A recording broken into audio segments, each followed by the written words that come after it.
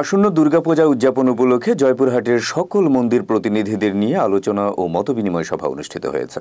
মঙ্গলবার বিকেলে জেলার সার্বজনীন কেন্দ্রীয় শিব মন্দির প্রাঙ্গণে এ সভা অনুষ্ঠিত হয়। সুষ্ঠু ও উৎসবমুখর পরিবেশে দুর্গাপূজা উদযাপনের প্রস্তুতি হিসেবে এ সভার আয়োজন করে জেলার সনাতন ধর্মাবলম্বীদের নেতৃত্বস্থানীয় ব্যক্তিবর্গ। এ সময় জেলা সার্বজনীন কেন্দ্রীয় শিব মন্দিরের সাধারণ সম্পাদক রাজকুমার খেতান, সদস্য স্বপন কুমার মহন্ত, নীলমণি মহন্ত, যুব সম্প্রদায়ের বীরেন পাহান, প্রান্ত প্রান্তে নেপাল কুমার মণ্ডল সহ হিন্দু সম্প্রদায়ের অন্যান্য ব্যক্তিবর্গ উপস্থিত ছিলেন।